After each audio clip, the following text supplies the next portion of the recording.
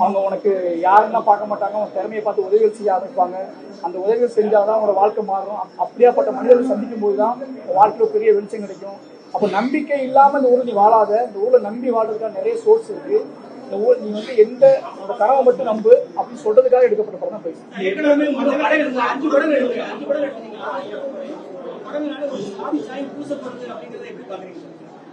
சாதியை பத்தியான விவாதத்தை நான் கிளம்ப நினைச்சேன். நான் வந்து இப்படி எடுத்துக்கிறேன். என்னோட வாழ்க்கையில ஒவ்வொருத்தருக்கும் ஒவ்வொரு பிரச்சனை இருக்கும். என்னோட வாழ்க்கையில நான் கண்ட ஒரே பேய் சாதி தான்.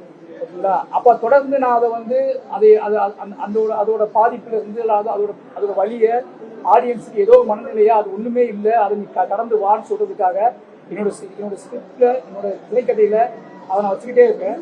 அது நான் வந்து சாதியை பற்றி பேசுவது அப்படின்றதுல, சாதியை பற்றி விவாதத்துக்கு உட்படுத்துவது, சாதியை பற்றி திறந்த மனதோடு எல்லா இளைஞர்களோடையும் பேச ஆரம்பிக்கணும்னு ஆசைப்படுறேன். அது முதல்ல ரொம்ப நாள் கழிச்சு நடக்கனால இந்த நெகட்டிவ் கொஞ்சம் கஷ்டமா இருக்கும். ஆனா போக போக இந்த நெகட்டிவ் சாதாரணமா மாறும்.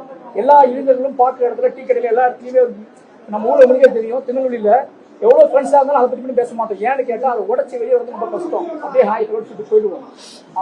அந்த நெகட்டிவை மாற்றணும், அதை உடைக்கணும். எல்லா இளைஞர்களும் தன்னை பற்றியும் தன் வாழும் சமுதாயத்தை பற்றியும் ஒரு திறந்த மனதோடு யார் தப்பு யார் பக்கம் நியாயம் இருக்குங்கிறத அவங்களே பேசி முடிச்சிட்டாங்கன்னா இவ்வளவு பிரச்சனை வராது. எல்லாம் பேசி ஒழிச்சு வைக்கிறதுனால நிறைய குடிஞ்சு போய் நிறைய சேர்ந்து அது எப்படி சொல்றது பாம்பை வெடிச்சு செல்லுதுல. அப்போ குட்டி குட்டியா அதை பேசி சரி பண்ணி எனக்கு தெரியும் நான் எப்படியாப்பட்ட வாழ்க்கையிலிருந்து வெளியே போகணும்னு சொல்லி. அந்த வாழ்க்கை நான் பட்ட வழிய இல்ல கணேசனப்பட்ட வழிய இப்போ உள்ள இளைஞர்கள் யாரும் பற்றக்கூடாது அப்படிங்கிறதுக்காக தொடர்ந்து நான் அதை இயங்கிட்டு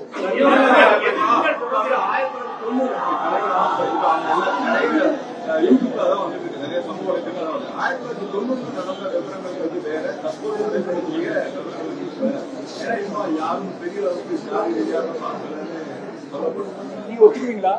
நீங்க இங்க வந்து சொல்வீங்களா? இல்ல நான் சொல்றேன் ஒரு சாதாரண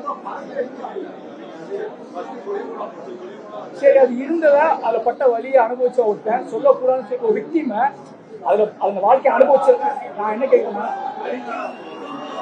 இல்ல நான் சொல்றேன் செக் பண்ணாங்க. நான் என்ன சொல்றேன்னா ஒரு விக்டிம நீங்க வந்து ஒரு பெரிய வெற்றியாளர் கணேசனை வந்து ஒரு கதை சொல்றேன் சொல்லுவீங்களா? அவர் கதைய சொல்லக்கூடாது சொல்ல முடியும். அந்த சூழல் இல்ல ஒரு விஷயம் புரிஞ்சுக்கோங்க. அதை மக்கள் முடிவு பண்ணிட்டோம். கதை ஏன் எடுக்கப்பட்டது, திரைக்கதை ஏன் எடுக்கப்பட்டதுன்னு மக்கள் முடிவு பண்ணிட்டோம். சென்சார் இருக்கு, அதுக்கெல்லாம் உட்பட்டு தான் நான் படங்கள் எடுக்கிறோம். ஓகேங்களா? ஒரு தனி மனுஷனை திருப்திப்படுத்துவதற்கோ ஒவ்வொரு தனி மனுஷனையும் திருப்திப்படுத்த முடியாது. எனக்கு புரிஞ்சுக்கோங்க, எனக்கு ஒரு சுதந்திரம் இருக்கு. நான் நாட்டோட பிரஜை, இந்த நாட்டோட பிரஜை திருப்பி சொல்றாங்க. நீங்க கேள்வி இருக்கனால எனக்கு எல்லா உரிமையும் இருக்கு. என்னை பாதித்த கதை, என் அப்பாவின் கதை, என் தாத்தாவின் கதை சொல்வதற்கான நான் சாக வைக்க சொல்லுவேன். ஓகேங்களா? அதை அரசாங்கம் முடிவு பண்ணும், என் சட்டத்திட்ட முடிவு பண்ணும். தனி மனுஷன் முடிவு பண்ண முடியாது. ஒவ்வொரு தனி மனுஷனையும் உங்க வாழ்க்கை வேற, என் வாழ்க்கை வேற.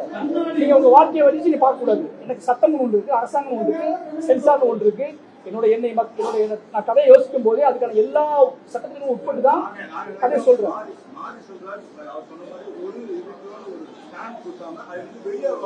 அப்படிலாம் கிடையாது. மாறி செல்வாய் சாதி கேட்கானவர் அப்படி ஸ்டாம்ப் குத்தப்படும். அந்த ஸ்டாம்ப் நான் தகவே இருக்கேன். மாறி செல்வாய் சாதிக்கு சாதி மனநிலைக்கு. ஏன்னா மாறி செல்வாய் சாதியால ரொம்பவே நெருக்கடிக்குள்ளான வாழ். தமிழ் சினிமாவில் அப்படி வாழ் இருக்கான்னு எனக்கு தெரியாது. ஆனா மாறி செல்வாய்ங்கிறத இங்க இருந்து கிளம்பி போனதுக்கான வழியும் வேணும் அவனுக்கு தெரியும். அதை மறந்துட்டு நீ சாதாரணமா ஆடு சாதாரணமா பாடுன்னு என்னால முடியாது. மறுபடியும் சொல்றேன், நான் ஆணித்தரமாக சொல்றேன். மாறி செல்வாய் மேல ஒரு ஸ்டாம்ப் இருக்கு. அந்த ஸ்டாம்ப் மாறி செல்வாய் தொடர்ந்து சாதியை எதிர்ப்பான். மாறி செல்வாய் தொடர்ந்து சாதி எதிர்ப்பான். நீங்க நாட்டி பார்த்தா மாறி செல்வாய் தொடர்ந்து சாதி எதிர்ப்பான்.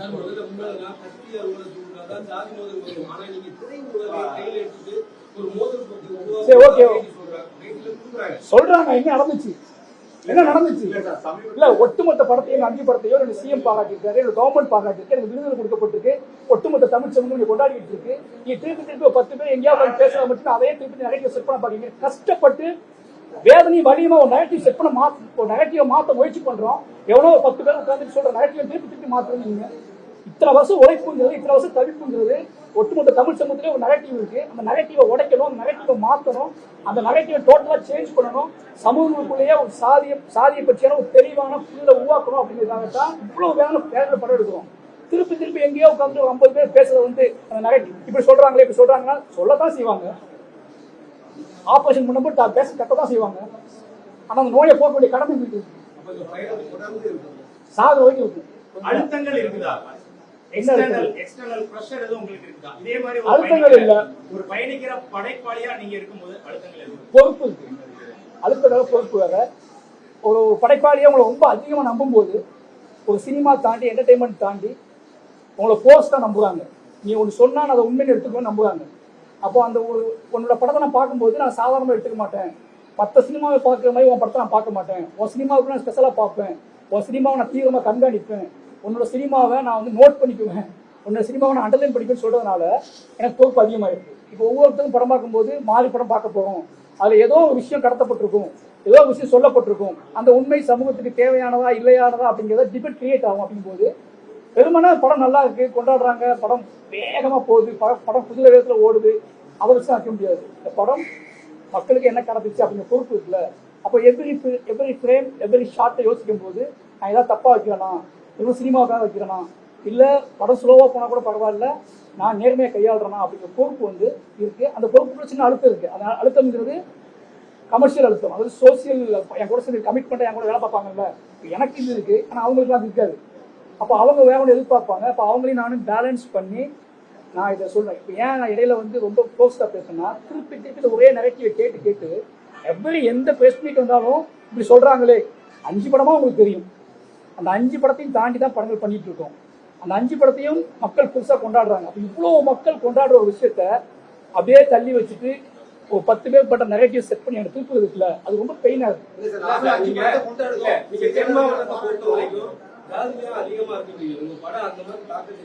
அதான் சொல்றேன். இல்ல அப்படி ஒண்ணு நான் என்ன சொல்றேன்னா, ஒருவேளை அப்படி ஒரு பொறுப்பு என்னையால ஒரு நடந்துச்சுன்னா நான் பொறுப்பேற்றிருப்பேன். அதை பத்தி நான் பேசியிருப்பேன். சாதியை பற்றி உங்களுக்கு வந்து உங்க நோயை பற்றி ஒரு சாதியை பற்றி உங்களுக்கு பேசும்போது உங்களுக்கு ஒரு வலியும் பெயினும் வருதுலாம் வராம உங்களுக்கு வந்து ஒரு பயம் வந்துச்சு அப்படின்னா அந்த பயத்துக்குள்ள நீங்க ஆட்பட்டுருக்கீங்கன்னு அர்த்தம். நான் மறுபடியும் சொல்றேன், நான் திருப்பி சொல்றேன், தைரியமா தான் சொல்றேன். என் லைஃப்ல நான் வந்து கடந்து விட்டு வந்தது. நான் ஒரு படத்துக்கு 100 நாள் வேலை பார்க்குறேன். ஒரு 1.5 வருஷம் 2 வருஷம் உழைக்கிறேன். ராத்திரி பகலாக வேலை பார்க்குறேன். இது எல்லாம் வெறுமனை கமர்ஷியலுக்காக நான் பண்ண விரும்பல. எனக்கு ஒரு கடமை இருக்கு, எனக்கு ஒரு வாழ்க்கை இருக்கு, எனக்கு ஒரு பாடம் இருக்கு. நான் படிச்சிருக்கேன், வாசிச்சிருக்கேன், நான் நிறைய தலைவர்களை பின்பற்றியிருக்கேன். எனக்கு ஒரு அத்தனையும் சாதாரணமாக பொழுதுபோக்காக மட்டும் செஞ்சுட்டு போய் தூங்க முடியாது. நான் வந்து குறைந்தபட்சம் நான் வேலை பார்க்கறதுக்கு அர்த்தம்னு நினைக்கிறேன். ஒருவேளை நாளைக்கு நான் இல்லாமல் போயிட்டா கூட மார்சிலவாஜ் படம் எடுத்தான்னு சொல்லாம மார்சிலவாஜ் இதெல்லாம் பண்ணிட்டு போனான் அப்படின்னு சொல்லணும்னு ஆசைப்படுறேன். ஒண்ணுமே இல்லை, நீ மறுபடியும் திருநெல்வேலினா அந்த பதத்தை அந்த நகைக்கிய மாத்துறதுக்கு தான் இவ்வளவு கஷ்டப்பட்டு வந்திருக்கோம். அதான் இப்ப கேட்கறீங்கல்ல அந்த கேள்விதான். திருநெல்வேலியில வேற எங்கேயும் கேட்க மாட்டாங்க. திருநெல்வேலியில வந்தாலும் இந்த கேள்வி கேட்பாங்க.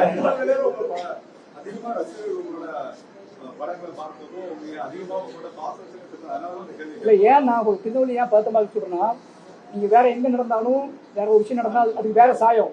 திருநெல்வேலியில் நடந்தா டைரக்டா அதுக்கு ஒரு சாயம் இருக்கு. ஓகேங்களா? அப்ப எனக்கு மெசேஜ் வரும்போது ஒரு வாட்ஸ்அப் ஓப்பன் பண்ணும்போது அவ்வளவு பதட்டமா இருக்கும்.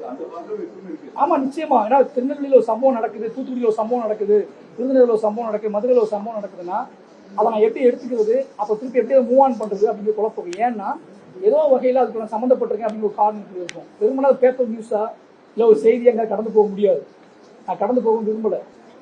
அப்படி ஒருத்தர் இருக்கிறதே ஒரு பிரச்சனை. நீ வந்து சினிமாக்காரன் தான், நீ கடந்து போன்னு சொல்றது அயோக்கியத்தனமா நான் நினைக்கிறேன். எனக்கு ஒரு பொறுப்புக்கு ஒரு சமூகம் இருக்கு. ஓகேங்களா?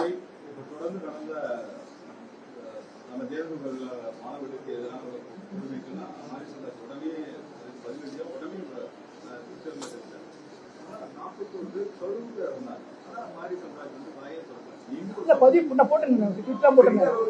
இல்ல எனக்கு புரியல, எல்லாத்தையுமே மாறி செலவாச்சே பண்ணணும். இல்ல புரியல, இப்ப புரியல. அப்ப நான் கேட்கட்டுமா திருப்பி கேட்ட தாங்குவாங்களா? இதோ நீங்க பண்ணி நான் எனக்கு பார்க்க நேரம் சரியா போகுது. நான் மாறி செலவாச்சு உருவானதுக்கான காரணமே எனக்காக யாரும் பேசல அப்படிங்கிறதுக்காக தான். புரியுதா உங்களுக்கு? திருப்பி எல்லா சுமையும் எங்க மேலேயே ஏற்காதுங்க.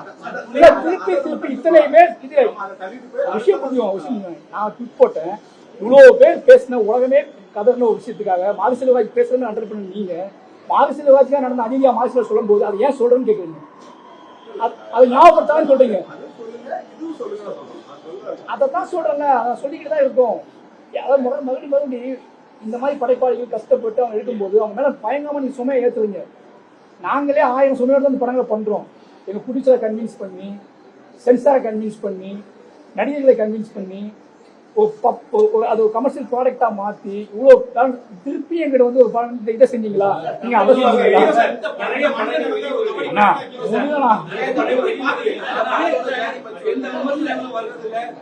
அப்படிலாம் கிடையாது. அது யாரா காரணம்னா உங்களை நோக்கி நீங்கள் உண்மையை அணுகும் போது உங்களுக்கு பதட்டம் வரும்.